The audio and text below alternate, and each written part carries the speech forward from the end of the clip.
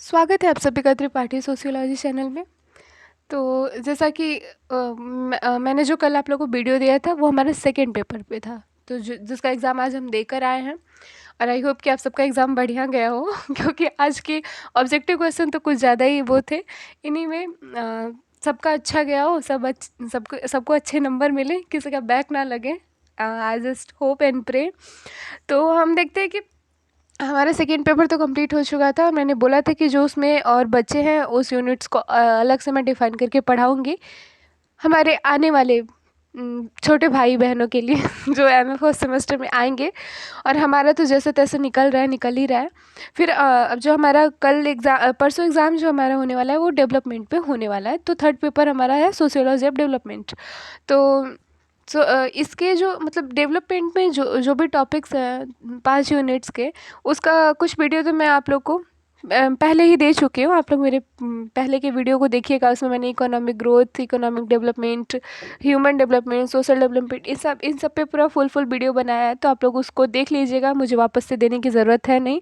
लेकिन मैं जो उसमें से इम्पॉर्टेंट है, जैसे कि सिद्धांत में आ सकता है, जैसे कि अंडर डेवलपमेंट का सिद्धांत आ सकता है, फिर आंद्रे गुंद्रे फैंक का सिद्धांत आ सकता है, समीर अमीन का आ सकता है। तो ये सारी चीज़ें जो इम्पॉर्टेंट है उसका तो मैं वीडियो आप लोग को फिर से दूंगी, फिर से नोट्स दूंगी, वो सारी चीज़ें कि सेकेंड पेपर का तो जैसा तैसा चला गया एग्ज़ाम। थर्ड पेपर हमारा बहुत ही अच्छा जाए। और कोशिश यही है कि आज के एग्ज़ाम जैसा मेरा खुद का एग्ज़ाम थोड़ा वो डाउन हुआ है, बस यही है कि नंबर अच्छा से आ जाए। और देखते हैं फिर थर्ड पेपर के लिए अच्छे से तैयारी करते हैं हम लोग। तो ऑब्जेक्टिव क्वेश्चन इसमें से मैंने बहुत बनाया है। जो भी मैं देखिए, आप मेरा सिंपल हमेशा से मैं यही कहती हूँ आप लोगों से कि जो मैं नोट्स आप लोग को देती हूँ उसी नोट्स में से मैं खुद भी ऑब्जेक्टिव क्रिएट करती हूँ आप लोग के लिए, खुद से ही बनाती हूँ उन सब चीज़ों को। तो अगर आप मेरे रिटन को अच्छे से देख रहे हैं, अच्छे से समझ रहे हैं, उसको लिख रहे हैं, तो आपको ऑब्जेक्टिव क्वेश्चंस उसी में से मिल जाएंगे। तो एनीवे, लेकिन मैं आप लोगों को देना चाहती हूँ वापस से। सो एक दो लोगों ने ये कमेंट भी किया था कि ऑब्जेक्टिव क्वेश्चन थर्ड पेपर का देने के लिए। सो मुझे बहुत अच्छा लगा ये कमेंट देख के। आप लोग ऐसे ही कमेंट करते रहिए, बताते रहिए आप लोगों को क्या चाहिए, कौन सी हेल्प चाहिए।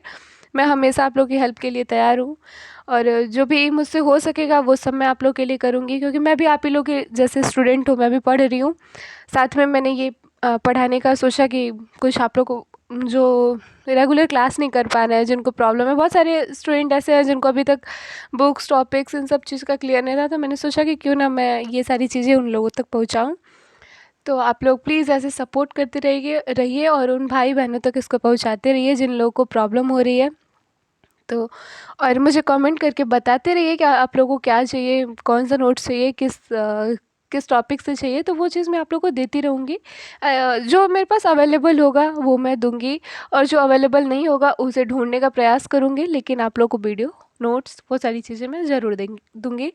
तो वीडियो स्टार्ट करने से पहले मेरा आप लोगों से रिक्वेस्ट है, मेरे वीडियो को लाइक कीजिए, शेयर कीजिए, सब्सक्राइब कीजिए और बेल आइकन को दबाइए। और स्टार्टिंग वीडियो से मैं बोलते आ रही हूँ कि वीडियो को शेयर कीजिए, स्टूडेंट तक पहुँचाइए, ताकि उन लोगों का भी हेल्प हो सके।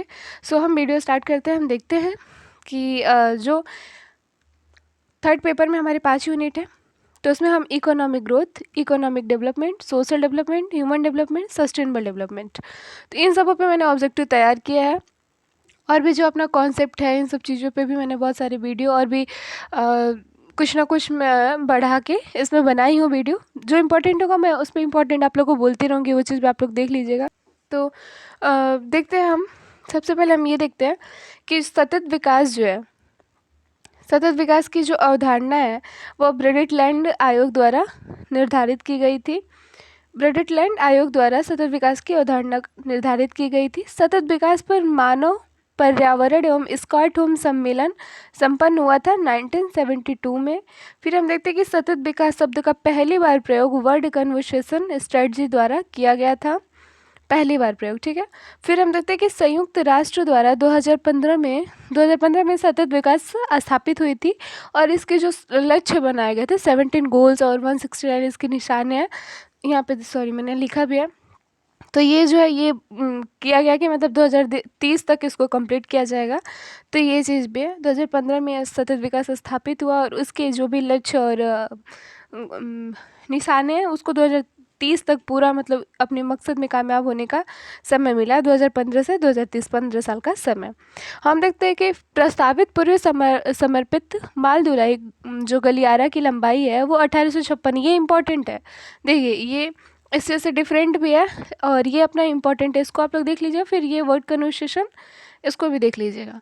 फिर हम देखते हैं कि सतत विकास के 17 गोल और 169 निशाने हैं। मतलब 17 लक्ष्य और 17 लक्ष्य में 169 निशाने हैं जिसे सतत विकास को प्राप्त करना है। तो ये भी इम्पोर्टेंट है, इसे भी देख लीजिएगा आप लोग। फिर एक सतत विकास की अवधारणा संसाधनों के संरक्षण से है।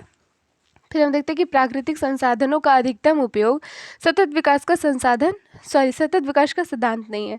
जैसे कि सतत विकास जो है वो हमेशा नेचर की बात करता है, मतलब एक तो प्राकृतिक रूप से बात करता है। फिर वो सतत विकास ये भी कहता है कि हम अपने मतलब वर्तमान की जो भी हमारी आवश्यकताएं हैं उसको हम पूरा करें, परंतु भावी पीढ़ियों को ध्यान में रखते हुए, मतलब भविष्य की जो पीढ़ियाँ आने वाली है हमारी उसको ध्यान में रखते हुए, मतलब अगर प्रकृति सेफ रहेगी तो हमारी पीढ़ियाँ सेफ रहेंगी, ये चीज़ तो क्लियर है। तो लेकिन ऐसा नहीं कि प्राकृतिक संसाधन के जितने भी सिद्धांत है वो सब सतत विकास के अंदर ही आते हो। मतलब सतत विकास के प्राकृतिक संसाधन में भी कुछ चीज़ें हैं जो सतत विकास के तहत आती है, सारी चीज़ें नहीं आती, तो वही इसमें है। फिर हम देखते हैं कि नीति आयोग सतत विकास लक्ष्यों के कार्यान्वयन के लिए नोडल संस्थान है। नीति आयोग, ठीक है, नीति आयोग जो है वो सतत विकास के लक्ष्यों के कार्यान्वयन के लिए नोडल संस्थान है, ये भी चीज़ आ सकता है। फिर हम देखते हैं कि आर्थिक विकास को एक सचेत प्रक्रिया तथा आर्थिक समृद्धि को एक स्वाभाविक प्रक्रिया माना जाता है। आर्थिक विकास को सचेत प्रक्रिया और आर्थिक समृद्धि को स्वाभाविक प्रक्रिया। फिर देखते हैं कि सतत विकास सामाजिक विकास की दीर्घकालीन प्रक्रिया है। फिर देखते हैं कि विश्व बैंक से लेकर यूनिसेफ तक सारी अंतर्राष्ट्रीय संस्थाओं में इसकी चर्चा है सतत विकास की। हाँ, फिर हम देखते हैं कि सतत विकास की सर्वप्रथम परिभाषा पर्यावरण एवं विकास की विश्व समिति WCED ने अपनी 1987 की आवर कॉमन फ्यूचर में इसका रिपोर्ट दिया था। पर्यावरण एवं विकास की विश्व समिति WCED ने 1987 में आवर कॉमन फ्यूचर में सतत विकास की परिभाषा का रिपोर्ट दिया था। फिर हम देखते हैं कि विश्व समाज दो भागों में विभाजित है, विकसित समाज और विकासशील समाज, ये भी क्वेश्चन आ सकता है। फिर हम देखते हैं कि contribution to the theory of trade cycle JR Hicks का है। देखिए ऑब्जेक्टिव में मतलब जैसे मल्टीपल चॉइस क्वेश्चंस जो हमारे हैं उसमें ये सारी चीज़ें दे रही हूँ, कुछ मैं दूंगी सिर्फ नोट्स, जैसे कि पुस्तक का नाम दूंगी और प्लस राइटर का नाम दूंगी। तो ये इसका वीडियो मैं एक अलग से आप लोग को दूंगी ताकि उसमें कन्फ्यूज़न ना हो, और इसमें मैंने बहुत कम कहीं कहीं डाला है तो आप लोग इसे देख लीजिएगा, और बाकी का तो मैं अलग से वीडियो एक आप लोग को दूंगी ही। फिर हम देख लेते हैं कि प्रथम पंचवर्षीय योजना 1951 में स्थापित हुई थी। कार्ल मार्क्स ने 5 प्रकार के समाजों का उल्लेख किया था। पहला है प्राइमेटिव, दूसरा है एशियाटिक, तीसरा है एंशिएंट, चौथा है फेड्यूलिज्म और पांचवा है कैपिटलिज्म। इसको ऐसे याद हम कर सकते हैं PAAFC, इससे भी क्लियर हो जाएगा अगर आ गया तो। वैसे यही आएगा, जैसे मान लीजिए ये आ गया कि कार्ल मार्क्स ने कितने प्रकार के समाजों का उल्लेख किया था, तो 5 5 4 3 2 ऐसा आ जाएगा। या फिर ये आ सकता है कि आदिम समाज का उल्लेख किस समाजशास्त्री ने किया था। आदिम समाज आ गया, फिर एशियाई समाज आ गया, तो ये सारी चीज़ें आ गई। तो इसका उल्लेख किसने किया था, तो याद रखिएगा कार्ल मार्क्स ने इसका उल्लेख किया था।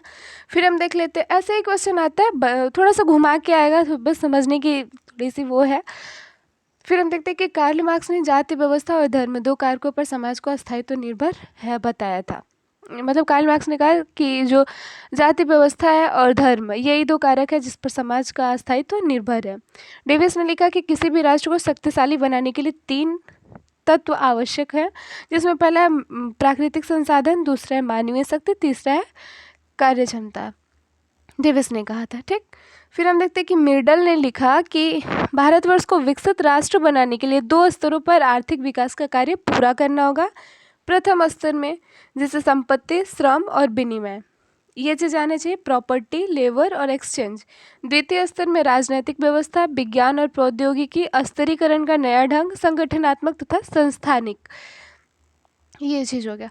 तो हम देखते हैं कि किसने ये कहा था, भारतवर्ष को विकसित राष्ट्र बनाने के लिए मिर्डल ने दो विकास का मतलब स्तरों पर आर्थिक विकास का कार्य पूरा करना होगा। अगर ये सब चीज़ें हो गई, जैसे प्रॉपर्टी का समान बंटवारा, ठीक, ये कोई मतलब ये नहीं बड़ा जाति, उच्च जाति, नीच जाति, ये सारी चीज़ें ना आए, संपत्ति जो है वो सबको बराबर मिले, श्रम जो है श्रम सबका बराबर लगे, और जो विनिमय है, जो खर्च हो रहे हैं, जो प्राप्त हो रहे हैं, ये सारी चीज़ें भी सबको बराबर हो।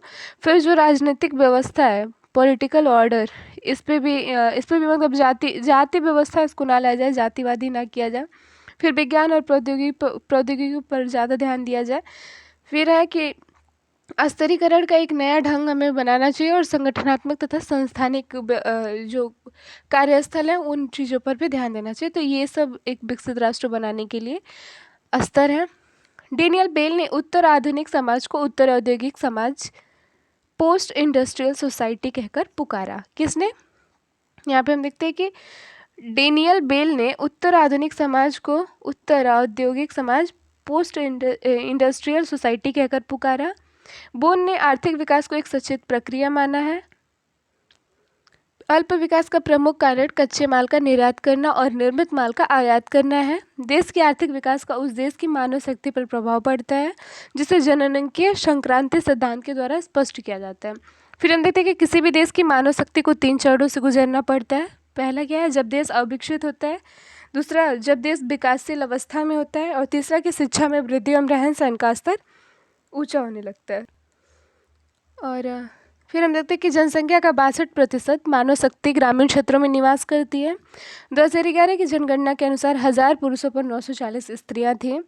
उच्च मानवीय विकास के साथ सापेक्षता नीची आय जो है वो केरल में पाई जाती है। निम्न मानवीय विकास के साथ उच्च आय हरियाणा में पाई जाती है। तीव्र आर्थिक विकास किंतु मानवीय विकास राजस्थान में पाई जाती है।